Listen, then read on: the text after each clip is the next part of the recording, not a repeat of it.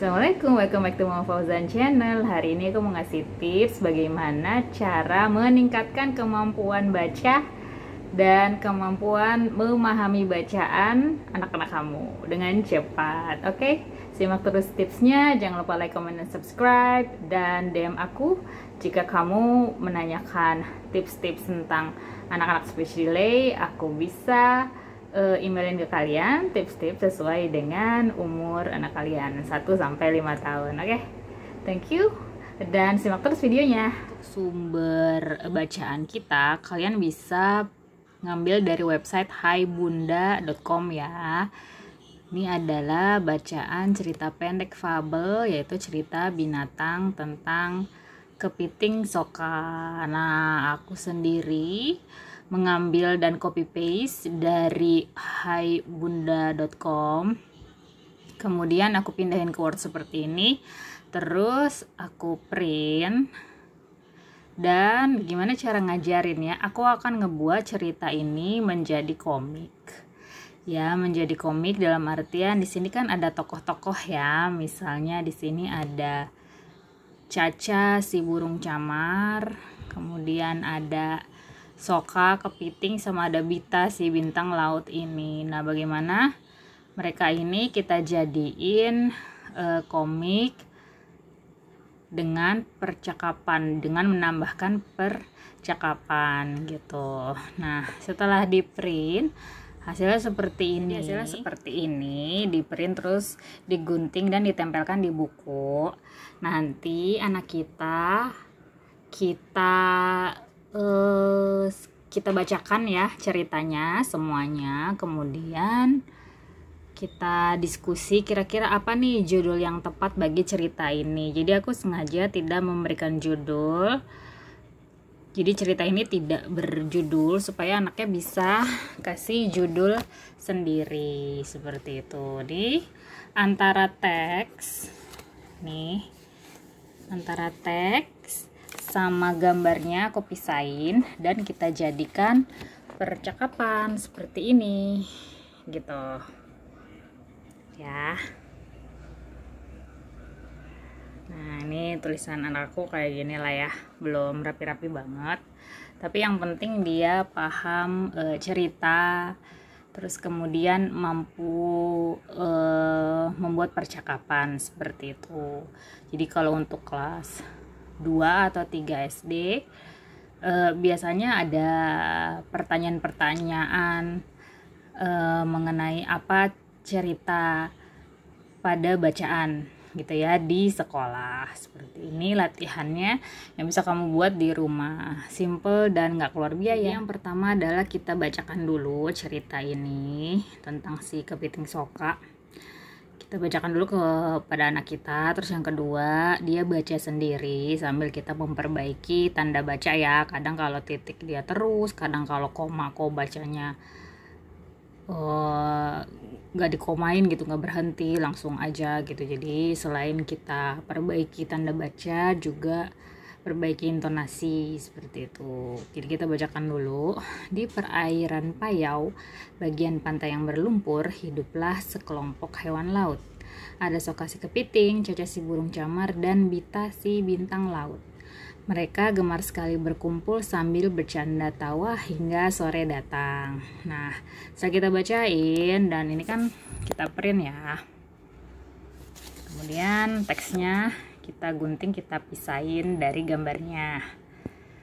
Kalau misalnya anak kita lupa, dia suruh baca lagi sendiri. Kemudian dari gambar yang udah kita print tadi, kita minta anak kita untuk membuat percakapan. Nah, kita bisa lihat nih di gambar ini, kira-kira antara Soka sama Caca atau Bita siapa nih yang mau ngobrol gitu ya. Tinggal buat bulet-bulet seperti percakapan. Nah, karena percakapannya tuh nggak ada di teks, jadi anak kita motivasi untuk berhayal kira-kira mereka ngomong apa ya. Jadi anak aku ngomongnya kayak begini. Si Soka ngomong gini, ayo kita bermain. Nah, jawabannya si Bita adalah ayo Soka, seperti itu ya.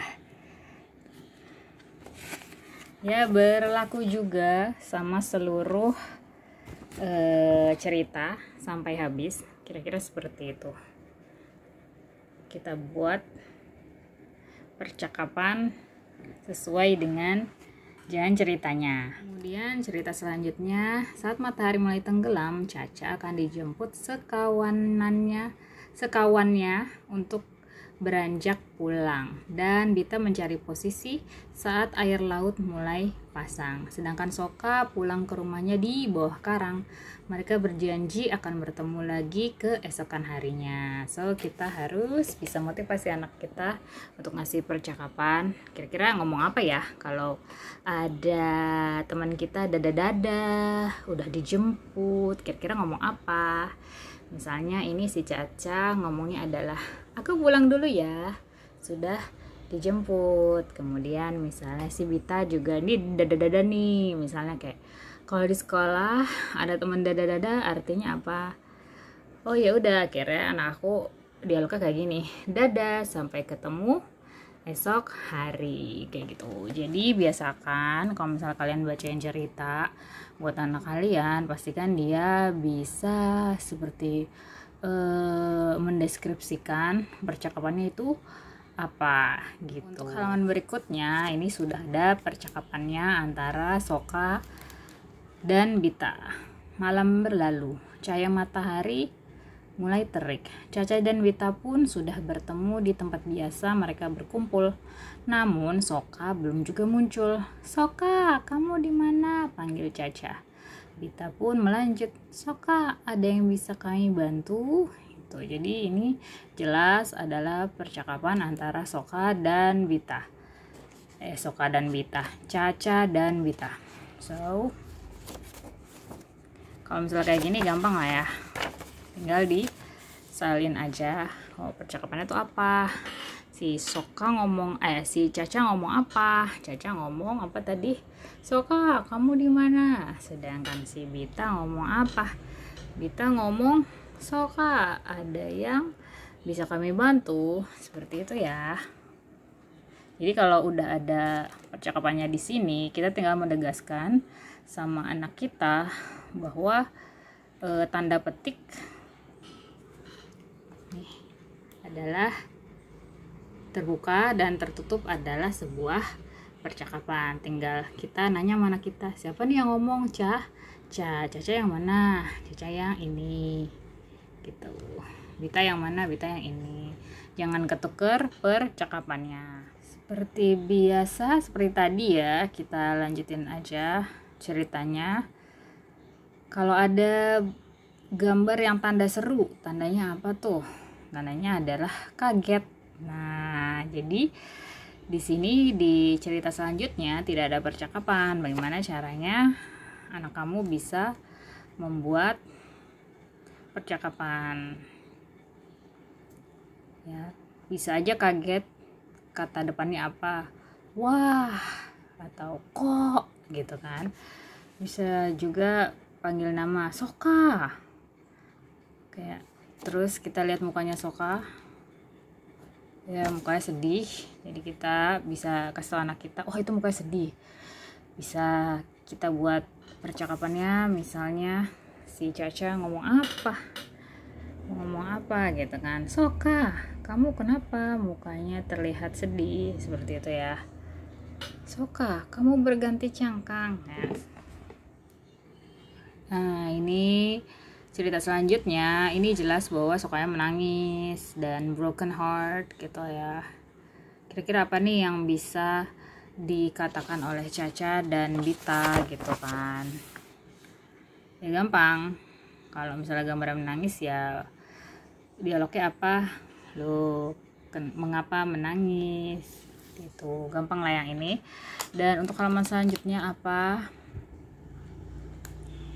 Nah ini udah ada percakapan selanjutnya dan tinggal disalin aja. Tinggal kita nanya sama anak kita, nih yang ngomong siapa? Caca atau Bita? Atau Caca, Bita, dan Soka semuanya bicara. Atau aku pernah bilang sama anakku, kita nggak perlu buat percakapan yang sesuai dengan sesuai dengan bacaan. Bisa aja kita bikin dialog yang kata-katanya lain tapi maksudnya sama gitu ya. Contohnya gini, anak aku tulisnya, si Caca ngomong, Soka jangan sedih, kami sayang padamu gitu. Terus kata Soka juga bilangnya apa, terima kasih sudah mau menunggu saat aku istirahat. Jadi kepiting Soka ini dia butuh waktu 15 hari supaya cangkangnya